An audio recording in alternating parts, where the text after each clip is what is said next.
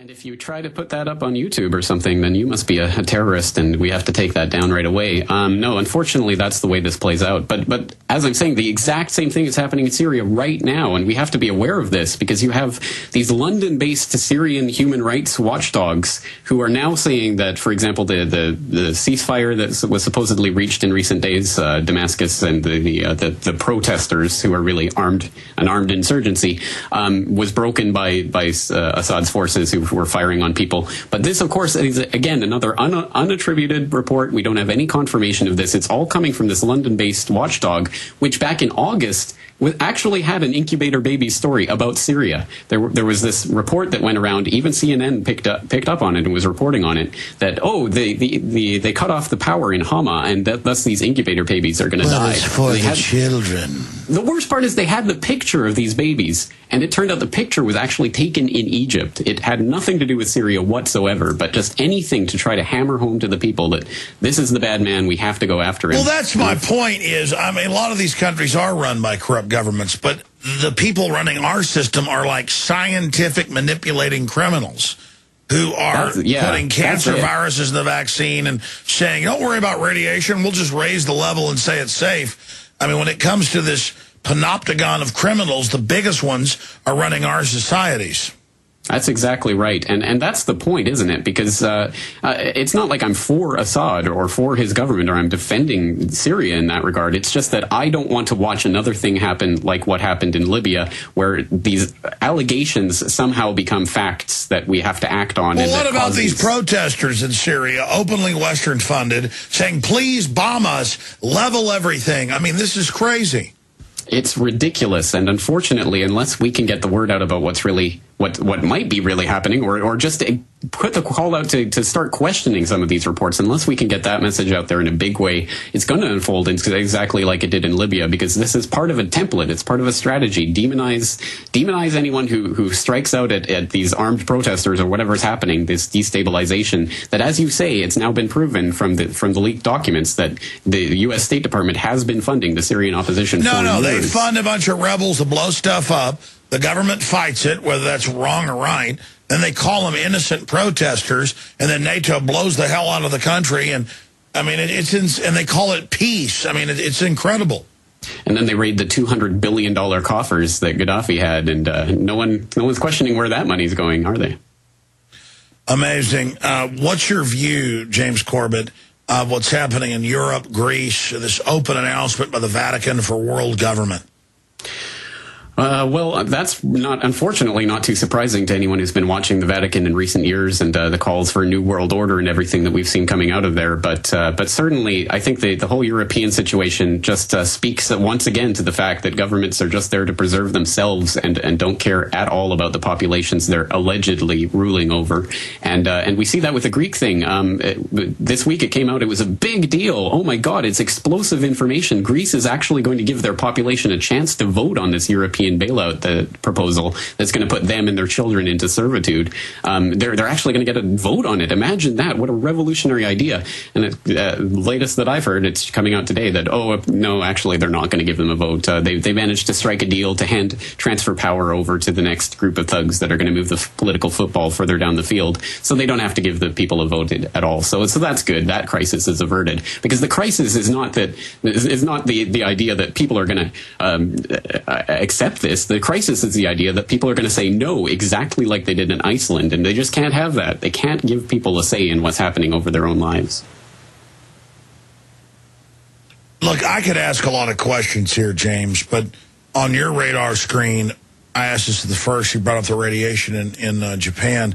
What else are you really concerned about right now? I mean, we see this incredible global push to censor the internet, Homeland Security admitting they're ordering YouTube to censor videos critical of government. What's your view on all that?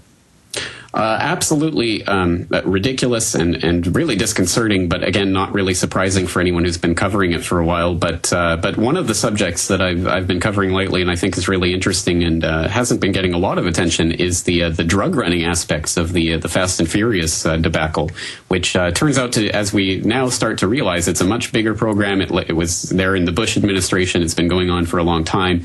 So we know this is a big operation that's been unfolding for a while, and now that it's coming out in court documents, states that, oh yeah, they have to invoke this Classified Information Protection Act or whatever it's called in this the trial of this Sinaloa drug cartel gangster, because he's claiming, hey, I was just working for the U.S. government. I'm just part of the gang, you know. And now that that's coming out, they have to invoke this act so he can't speak in court anymore. So it turns out again that they're working with the drug lords in this crony monopolist manner to try to control the drug trade and try to monopolize it, and that's all part of this gun running program. It's just so mind-boggling, corruption off the scale that I think in any other time, I mean, we could be talking about this for months and months and months, but now there's just so much going on and so much on our plates that it's difficult to keep all of these balls in the air at any one time, as you know. We've got Fritz Springmeier coming up, but I want to take some calls with you. I want to give the number out right now. We'll take 5 or 6 calls for our next guest. The toll-free number to join us, we are live at 12:34 Central Standard Time. That's 1:34 Eastern, or I guess you could say 11:34 Mountain, or 10:34 Pacific. Or 2:34 Japanese Standard Time. 2:34 in the afternoon. All right, we got Don in Michigan still holding from earlier. The toll-free number to join us is 877-789-ALEX, 877-789-2539. Open phones, 877-789-ALEX. Don in Michigan, you're on the air with the Corbett Report. Go ahead. Hello, Don. We are speaking to you from Austin, Texas. He fell asleep. He's been holding a while. All right, we just opened I didn't even know the phones were open yet. They told me a caller was still holding. So obviously he's probably already gone to sleep for the evening. So the phones are open, 877-789-ALEX. James Corbett, going back to all this, how much corruption can the system handle coming out? How much can they handle when it's just how incredibly criminal they are becomes more and more evident?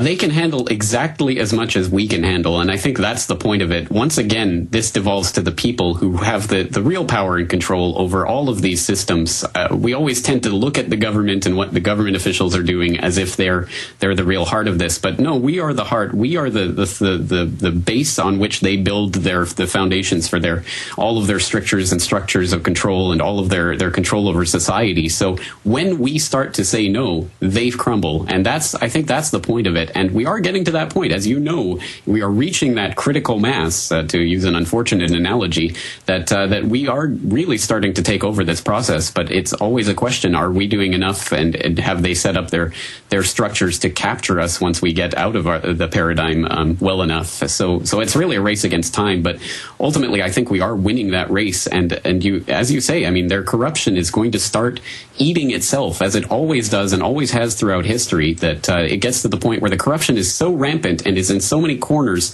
and has been fostered for so long by so many different agencies and departments and multinational corporations that have all of these levers of power, that when these people, these parasites, get into all of these positions of power, they start feeding on each other because there's nothing left. So I think that is, in one way, is something to look forward to. In another way, we're all going to suffer when this economy starts to go down. But that's the only way, I think, to get through this and to really start to construct the type of system that we do want, instead of living under the reins of the rulers of the moment. All right, folks, we are queuing up your calls right now. I just opened the phone system here a few minutes ago. We'll go to some calls for James Corbett here in a moment. We are doing a 27-hour marathon transmission. We are doing a money bomb. If you're watching, whether it's $1 or $1,000, your donations are welcome. We'll help fund hiring more people for the news staff and buying more equipment we need here. Look what we've built here with your support in the last few years.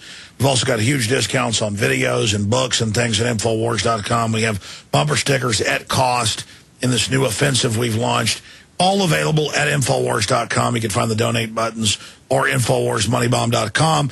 We also have a few crew members here back there to take your calls for phone call donations at 888-253-3139, 888-253-3139.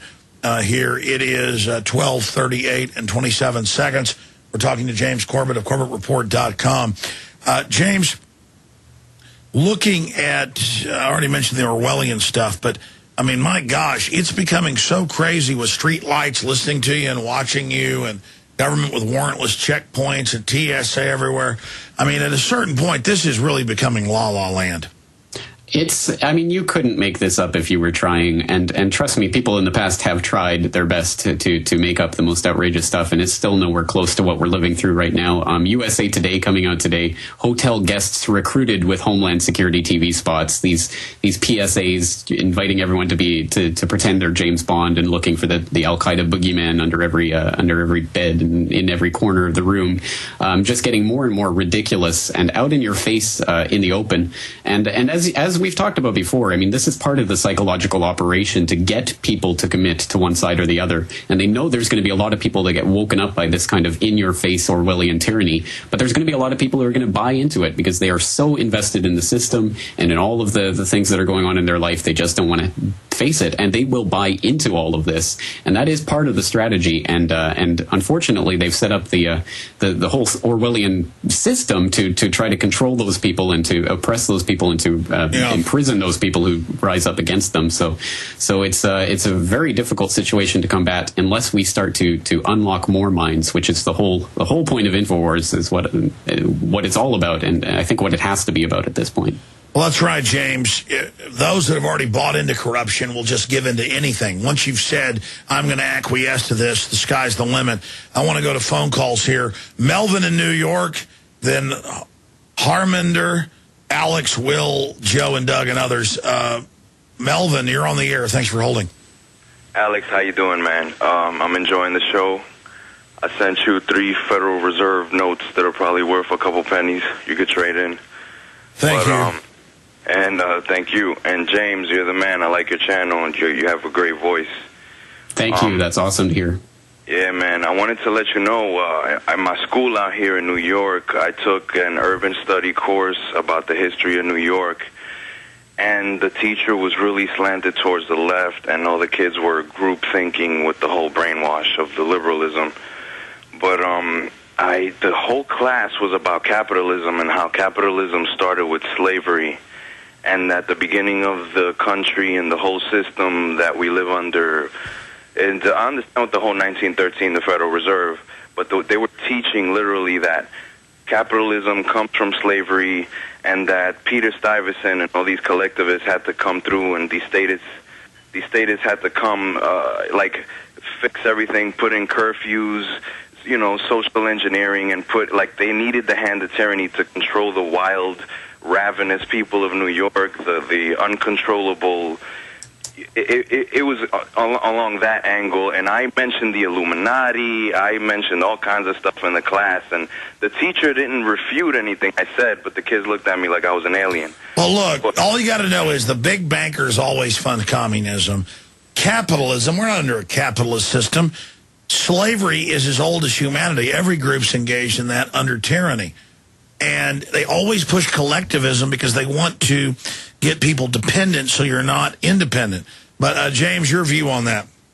Well, I think you're right. Here's what I have to say about slavery. Slavery is all about how you define it. So, yes, absolutely, there was slavery going on in America hundreds of years ago, but there's still slavery going on today. It's just a different type. And it's debt slavery, or they catch you using their drugs they brought in, and so now legally they make you a slave in a prison for 20 cents an hour.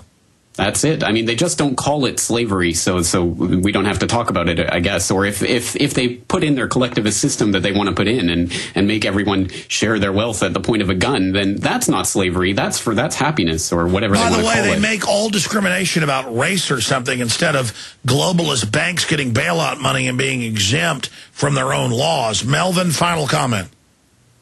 Yeah, man, my sister works for the TSA. I try to tell her about the body scanners. She tells me it's lies. I tell her, it's in the instruction manual. You can see the private parts to lock it in, to lock the view in. She's like, how'd you find that out? How do they tell you? Then she gives me the excuse, well, look, even sometimes the government messes up, and look how they put the underwear bomber or the shoe bomber, whichever one of those it was, on the plane by mistake. Our CIA did it, so even we mess up. Yeah, they spin it. The government put him on the plane by accident. Oh, yeah. You have to submit. And then she gives me the other excuses. Oh, if you can't deal with this, then you can't be a passenger in Israel, because over there, they're real security. Well, you notice America's got to be like Israel. We always hear that. We've got to have checkpoints everywhere because we're... No, incredible, Melvin. Good to hear from you. Your sister will wake up later.